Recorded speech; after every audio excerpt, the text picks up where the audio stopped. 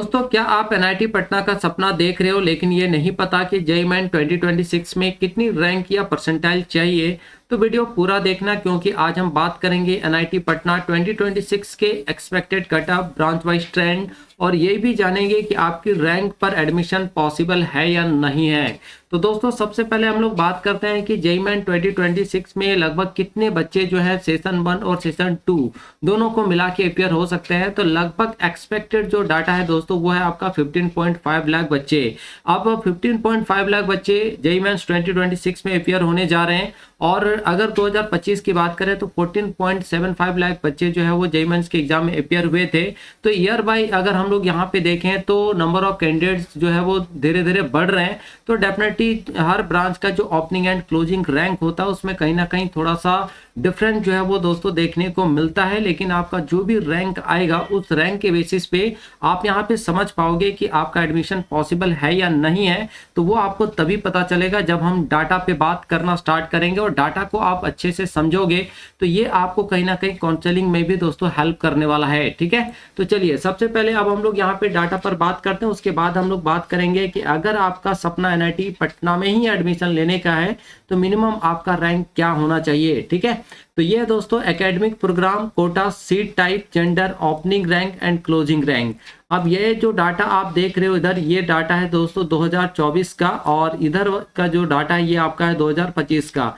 तो जब आप 2024 और 25 दोनों के प्रीवियस ईयर्स के डाटा को देखोगे तो आप यहाँ पे दोस्तों क्लियर सोच पाओगे कि 2026 में आपका कितना रैंक होने पर एनआईटी पटना पॉसिबल है, या अगर आप किसी पर्टिकुलर ब्रांच में एनआईटी पटना में एडमिशन लेना चाह रहे हो तो आपका कितना रैंक होना चाहिए। ठीक है, तो यहाँ पे आपको बता दें कि जो कोटा है वो हमारा ओएस कोटा है, यानी हम एचएस के लिए बात नहीं कर रहे दोस्तों, और सीट टाइप जो है वो आपका ओपन है, और यहाँ पे जेंडर न्यूट्रल यानी ओपन कैटेगरी के लिए फाइनली हम यहाँ पे बात कर रहे हैं। ठीक है, तो पहला जो ब्रांच है वो है आपका केमिकल टेक्नोलॉजी, और यहाँ पे अगर आप ओपनिंग रैंक की बात करें 2024 में तो वो 36,034 रैंक पर हुआ था, जबकि क्लोजिंग भी दोस्तों सेम रैंक पर जो है वो देखने को मिला था, है ना। वहीं अगर आप 2025 की बात करें तो 43,789 रैंक पर ओपनिंग, और सेम रैंक पर दोस्तों जो यहाँ पे क्लोजिंग भी देखने को मिला था केमिकल टेक्नोलॉजी के अंदर। ठीक है, लेकिन अगर हम सिविल इंजीनियरिंग की बात करें तो जो ओपनिंग रैंक था वो 42,153 था, वहीं क्लोजिंग रैंक जो था दोस्तों 2024 में वो आपको 46,400 के आसपास था। जबकि अगर 2025 की बात करें तो ओपनिंग रैंक यहाँ पे 39,568, ये लगभग 40,000 के आसपास था, और जो क्लोजिंग था वो भी आपका जो है दोस्तों 48,515 रैंक पर हुआ था। तो यहाँ पे थोड़ा बहुत जो वेरिएशन आपको देखने को मिल रहा होगा सिविल इंजीनियरिंग के अंदर ओपनिंग एंड क्लोजिंग रैंक में 2024 एंड 2025 में। ये ऐसा इसलिए हो रहा है क्योंकि चॉइस फिलिंग पे भी आपका डिपेंड करता है, जो ओपनिंग एंड क्लोजिंग रैंक है उसमें थोड़ा सा वेरिएशन देखने को मिल जाता है। ठीक है, नेक्स्ट है civil engineering with specialization in construction technology and management. तो यहाँ पे जो ओपनिंग रैंक देखने को मिला था वो 42,114 रैंक पर, जबकि क्लोजिंग रैंक जो था दोस्तों वो आपका 42,411 रैंक पर हुआ था। वही अगर 2025 की बात करें तो 47,618 रैंक पर ओपनिंग, और 47,881 रैंक पर जो है वो क्लोजिंग देखने को मिला। ठीक है, फिर नेक्स्ट है आपका computer science and engineering CSE. तो यहाँ पे देखिए ओपनिंग जो रैंक था वो 9,288 रैंक था, और क्लोजिंग जो रैंक था दोस्तों वो 14,442 था। जबकि 2025 में यही ओपनिंग रैंक 10,529 और क्लोजिंग रैंक जो था वो 14,996, यानी लगभग 15,000 के आसपास जो यहाँ पे सीएसई में क्लोजिंग देखने को मिला था एनआईटी पटना में। ठीक है, यानी आप यहाँ पे आप टारगेट ले सकते हो कि अगर आपका सीएसई में सपना है कि नहीं हम एनआईटी पटना में सीएसई में एडमिशन लेंगे तो लगभग आपका जो है 14,000 के आसपास आपका रैंक होना चाहिए। ठीक है, नेक्स्ट है इलेक्ट्रिकल इंजीनियरिंग की बात करते हैं तो 22,524 रैंक पर ओपनिंग हुआ था 2024 में, और 26,872 रैंक पर क्लोजिंग हुआ था। वही अगर 2025 की बात करें तो 21,425 रैंक पर ओपनिंग, और 27,921 रैंक पर जो दोस्तों क्लोजिंग देखने को मिला, है ना। नेक्स्ट है इलेक्ट्रॉनिक्स एंड कम्युनिकेशन इंजीनियरिंग। तो 15,389 रैंक पर यहाँ पे ओपनिंग हुआ, और 20,286 रैंक पर क्लोजिंग हुआ। जबकि 2025 में 18,365 रैंक पर ओपनिंग और 20,558 रैंक पर जो क्लोजिंग देखने को मिला। तो लगभग अगर आप इलेक्ट्रॉनिक्स एंड कम्युनिकेशन इंजीनियरिंग में एडमिशन लेना चाह रहे हो एनआईटी पटना में, तो आपका कम से कम जो है दोस्तों यहाँ पे 20,000 के आसपास जो है आपका रैंक जो है वो होना चाहिए, ठीक है, उसके अंदर ही आपको रहना है, ठीक है।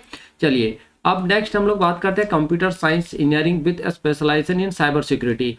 यहाँ पे देखिए ओपनिंग हुआ था 16,249 पर और क्लोजिंग हुआ था 16,444 रैंक पर, है ना। जबकि 2025 में लगभग 16,951 रैंक पर ओपनिंग देखने को मिला और 17,732 रैंक पर जो क्लोजिंग आपको देखने को मिला था 2025 में, ठीक है। और ये आपका जो डाटा है ये 2024 का है, क्लियर है। नेक्स्ट है computer science engineering with specialization in data science. तो यहाँ पे ओपनिंग हुआ था आपका 11,908 रैंक पर और जो क्लोजिंग हुआ था दोस्तों वो 15,659 रैंक पर हुआ था।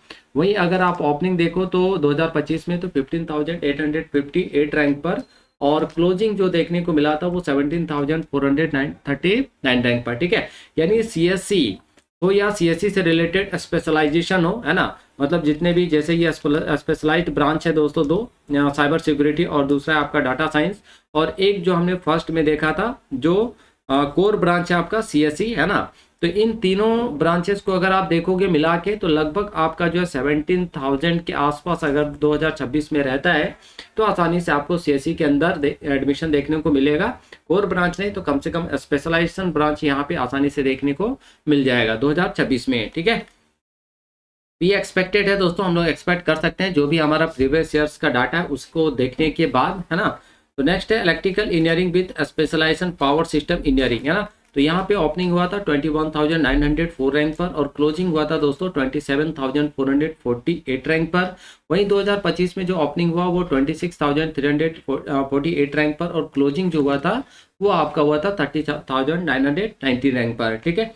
नेक्स्ट है मैकेनिकल इंजीनियरिंग, ओपनिंग 29,366 पर और क्लोजिंग जो है वो आपका 36,958 रैंक पर देखने को मिला। वहीं अगर आप 2025 की बात करें तो ओपनिंग हुआ था 29,995 रैंक पर और क्लोजिंग देखने को मिला था यहाँ पे 37,407, यानी लगभग 37,000 के आसपास यहाँ पे अगर आपका रैंक रहता है तो मैकेनिकल इंजीनियरिंग के अंदर जो एडमिशन आपका दिख जाएगा एनआईटी पटना में। नेक्स्ट है electronics and communication engineering with specialization in micro electronics and VLSI system design. तो यहाँ पे 21,967 रैंक पर ओपनिंग हुआ था, 22,769 रैंक पर क्लोजिंग हुआ था। वही 2025 की बात करें तो 21,988 पर जो है 2025 में ओपनिंग हुआ और 23,301 रैंक पर जो दोस्तों क्लोजिंग देखने को मिला था, है ना। मटेरियल साइंस एंड इंजीनियरिंग के अंदर जो है 37,241 रैंक पर ओपनिंग हुआ 2024 में और 37,241 रैंक पर जो क्लोजिंग देखने को मिला।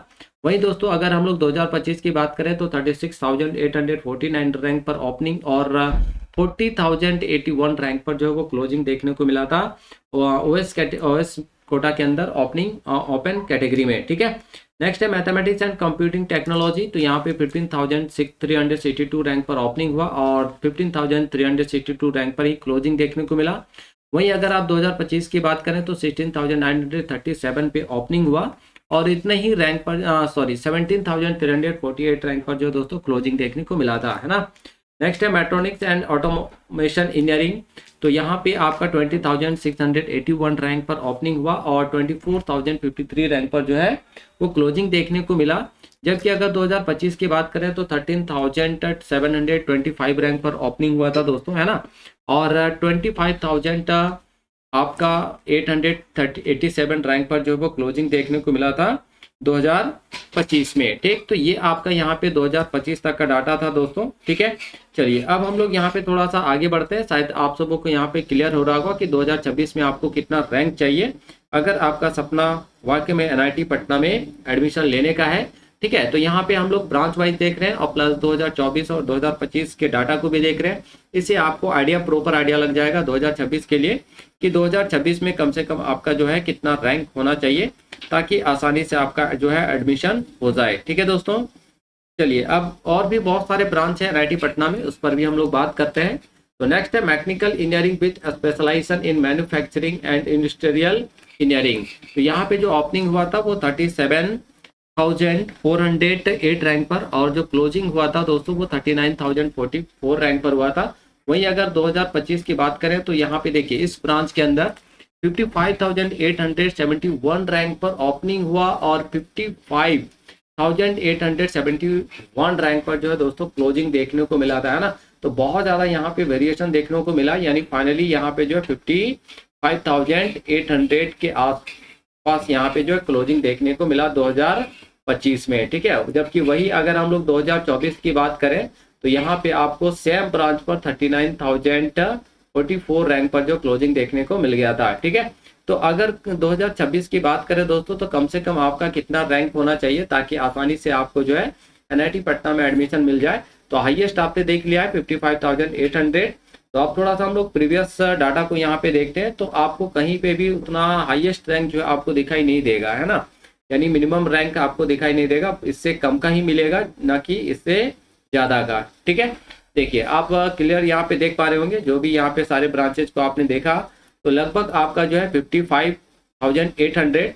लेकिन अगर थोड़ा सा हम लोग यहाँ पे दोस्तों पीछे चले, है ना, इस ब्रांच को छोड़कर, तो आपको अगर सेफ जोन में रहना है तो सेफ जोन में रहने के लिए यानी कम से कम आपका एडमिशन हो जाए एनआईटी पटना में, तो उसके लिए कम से कम एटलीस्ट आपको जो है देखिए यहाँ पे सिविल इंजीनियरिंग के अंदर, है ना, 48,515, यानी आपको अगर आपका रैंक 2026 में 48,000 के आसपास अगर है तो कोई दिक्कत नहीं है, आसानी से किसी ना किसी ब्रांच में एडमिशन देखने को मिल जाएगा, है ना।